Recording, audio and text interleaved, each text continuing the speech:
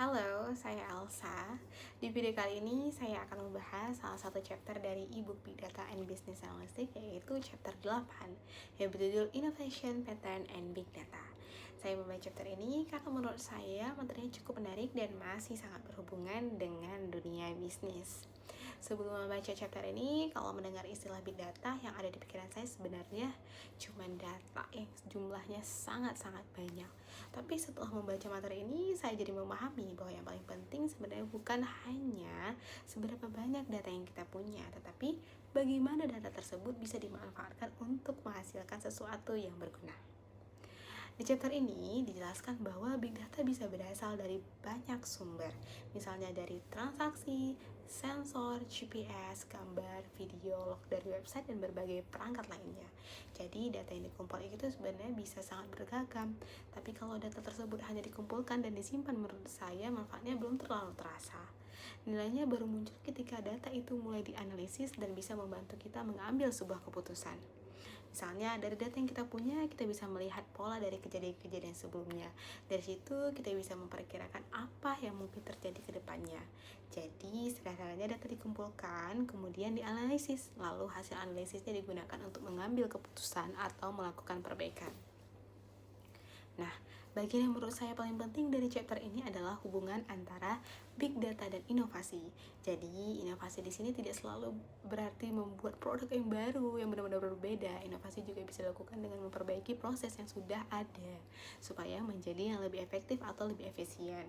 Caranya adalah kita lihat dulu proses bisnis yang sudah berjalan. Misalnya, aktivitasnya apa aja, urutannya gimana, kemudian aturannya apa yang digunakan untuk mengambil sebuah keputusan tersebut.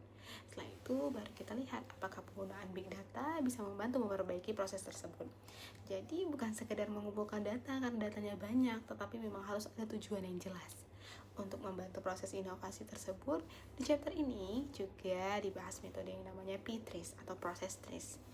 Kalau saya diserahkan, Peters ini membantu kita melihat sebuah proses dari dua sisi. Ada aktivitas yang memberikan manfaat, tapi di sisi lain mungkin ada yang biaya atau dampak negatif yang muncul. Jadi kita tidak hanya bertanya, gimana sih proses ini bisa dilakukan, tetapi kita juga bertanya, bagaimana caranya supaya hasilnya tetap bagus. Tetapi masalahnya atau biayanya bisa dikurangin. Menurut saya cara ini berpikir seperti ini cukup menarik karena kita jadi tidak langsung menerima suatu proses sebagai sesuatu yang memang harus dilakukan. Kita justru mencoba mempertanyakan kembali proses tersebut dan mencari alternatif yang lebih baik. Contoh yang diberikan di buku menurut saya kayak cukup gampang untuk dipahami, yaitu proses pemesanan makanan di restoran cepat saji. Kalau kita bayangkan cara lama pelanggan datang ke restoran kemudian menyampaikan pesanannya kepada petugas. Nah, sekarang proses tersebut bisa dilakukan melalui aplikasi atau pemesanan online. Jadi pelanggan bisa memilih makanan terlebih dahulu melalui sistem. Menurut saya ini contoh sederhana bagaimana sebuah aktivitas yang sebenarnya hanya menghasilkan informasi, yaitu daftar pesanan, bisa diubah menjadi sebuah teknologi. Selain lebih praktis untuk pelanggan, cara ini juga bisa membantu mengurangi kesalahan dalam pemesanan. Dan dari data pesanan tersebut, perusahaan juga sebenarnya bisa mendapatkan informasi tambahan. Misalnya nih, makanan apa sih yang paling sering dibeli? Kapan pelanggan biasa melakukan pemesanan atau pola pembelian pelanggan seperti apa? Contoh lainnya yang menurut saya menarik adalah di bidang pertanian. Sekarang mesin pertanian bisa menghasilkan banyak sekali data, misalnya mengenai hasil panen, kondisi tanah, penggunaan bahan bakar, lokasi, dan berbagai informasi lainnya.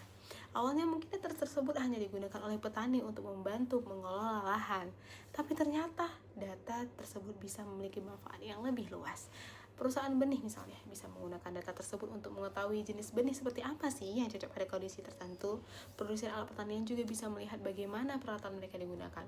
Perusahaan perdagangan komoditas bisa memanfaatkan data pertanian untuk membantu memperkirakan hasil produksi. Jadi satu data ternyata bisa memiliki nilai yang berbeda dan dari pihak yang berbeda.